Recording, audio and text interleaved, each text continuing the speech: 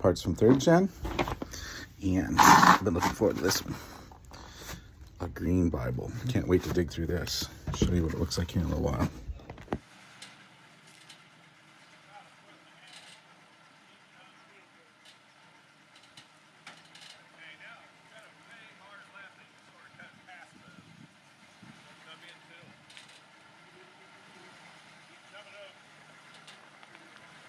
Hey everybody, welcome back to the garage.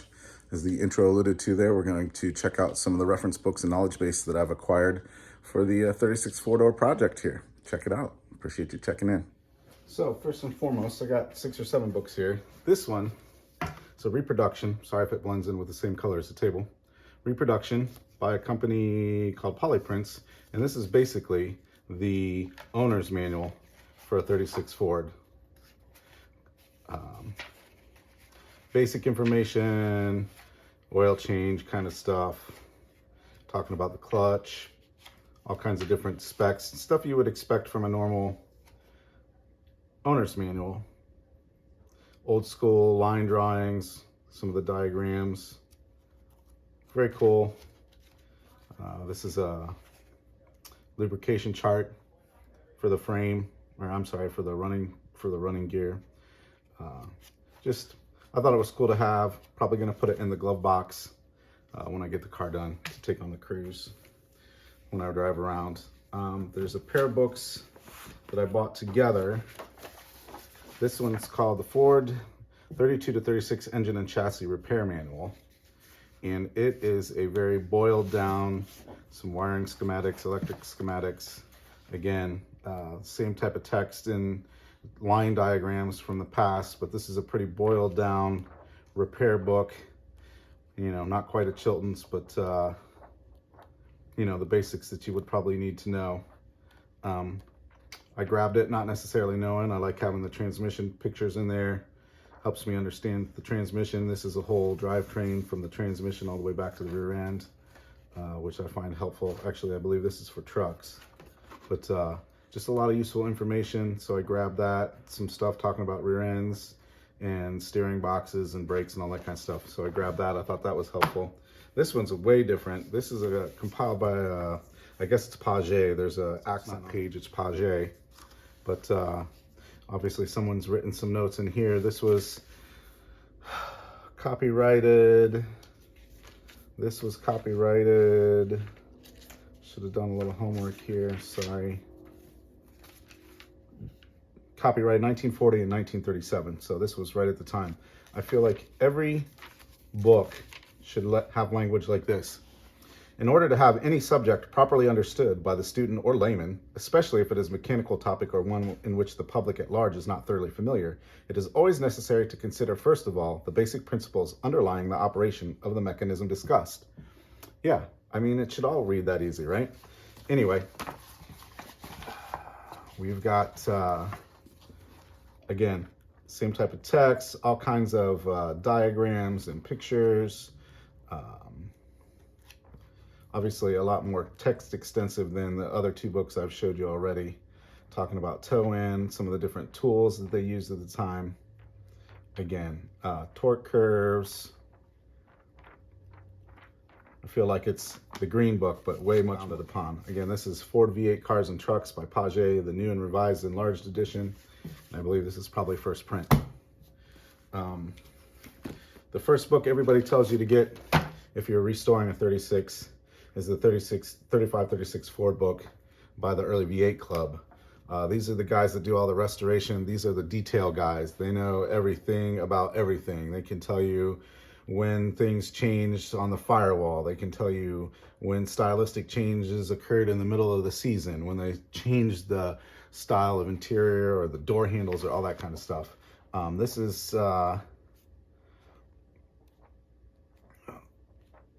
much more modern information than the 3 books I've showed you before. So these are modern pictures. Not everything's black and white, I believe. Oh, I'm lied. Here's some color charts for the stock colors. They go over some of the different interior situations, like the way the door panels were set up, or the, you know, as you can see, all kinds of different stuff. Here's the different materials for the interiors. This is the modern, boiled down version of the 3 books I've showed you before, with still some of the old diagrams included just for reference. As I said, if you're gonna restore a 36 or a 35, you definitely want to get this one. It's just the modern go-to. So check that out. Again, 35, 36 Ford book by the Early Ford V8 Club of America. One of the books that might be hard to find, and I may have covered this or not, in one of my videos where we go to the Early Ford V8 Museum in Fort Wayne, or Auburn, Indiana. I talked about the guy the Floyd collection, where he basically donated one of every model of car made in 36. And this is a coffee table book with photos of his collection that he donated. And there's the stainless steel one. Here's a Woody. Here's a Cabriolet. So you can see one that's been redone to the nines with every detail here and there. Guy had all kinds of money that he threw at this project. Yeah, panel truck, or sedan delivery, whatever you want to call it. So I thought this was really cool. I bought a copy that day when we were in the museum, and I believe he was actually there and would autograph it if you want. And I don't think I got mine autographed. I don't think I was paying attention. I was just more interested in keeping the kids going and getting in and getting out and getting some photos. But I bought a copy of the book to check out. Again, that's the Floyd. The Floyd collection. You can probably grab that from the Early V8 Museum there in Auburn, Indiana. This is a compendium of all the service bulletins that came out at the time from 35. This is actually 32 through 37. So the first chunk of the book is all 32, 32, 33, 34 stuff. But I started checking things out at 35, January 35. I've been through it. I've done some bookmarks and that kind of stuff, written some notes. This will give you, the guys who were fixing them at the time and were learning as they were going, because the vehicle was new and they weren't sure what was what, or how it was gonna, how it would age or perform, or that kind of thing.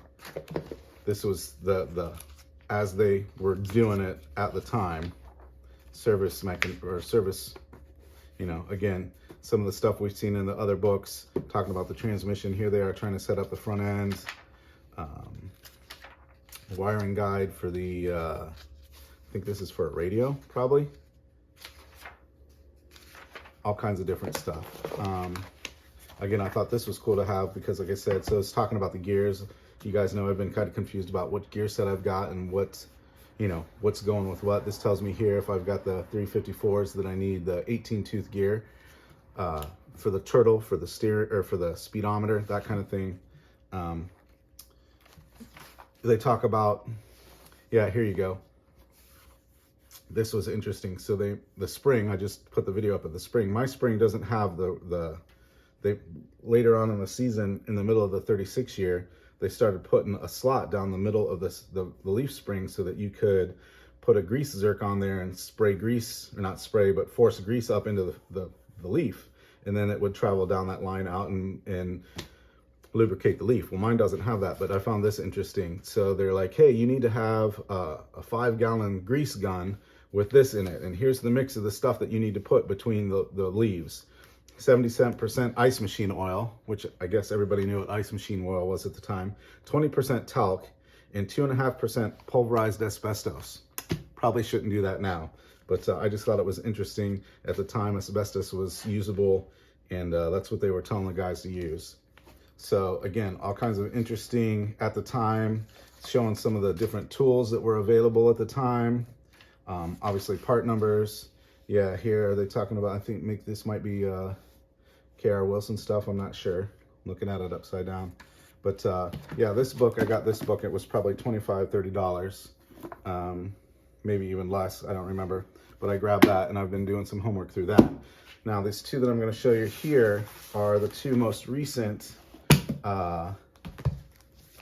hold on, sorry. The two most recent books that I got. Literally, one just rolled in today. And so The other one came in yesterday. I think I put some of the video up. This is by Vern Tartle, and this is talking specifically about banjo rear ends, differentials. I have done nothing but flip through this. Again, you see some of the same information coming out of the old books, but then they start talking about, you know, they'll show you some of the differences. So yeah, radius rods through the different years, 32 through 36. They're showing you some of the different castellated nuts, how the rear ends look on the end of them, different variations on the spring perches and that kind of stuff. So here they're, again, using, you know, it's been a while, so we've got more information, and they've shown you how things compare to different models. Yeah, here we go. So showing you where some of the bearings go in the drive shaft or the drivetrain and that kind of thing, which is information I felt I needed because I plan on doing this kind of stuff to the rear end here soon, and obviously I'll homework on the video. And last but not least, the Holy Grail. The second Holy Grail, besides the 36 Ford book. And again, I just got this, purchased a copy on Amazon. Let's see if I can get it to come open.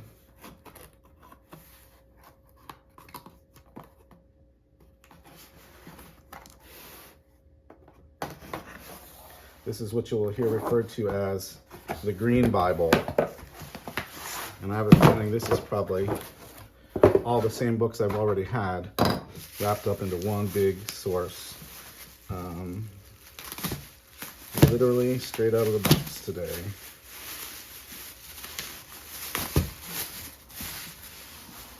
Oh, this isn't even a bound copy. That's interesting. This has got chassis parts and accessories. So this is like all the nitty gritty numbers. Again, all the old school line drawings, but it will give you parts numbers and specs on those parts numbers. So this is the uncut funk, the dealership kind of nuts and bolts, details, numbers, what came with what year, and all that kind of stuff. Again, I haven't been through it, so I will check it out here in a little bit. But everybody always talks about needing the Green Bible. So this will probably, I'll go through this and find out half the stuff I've bought probably isn't the exact stuff I need for my car. I got this for around $47. They normally go for about $53. That's why I grabbed it. And it's probably why this one's less expensive, because it's not really a printed bound glued version. It's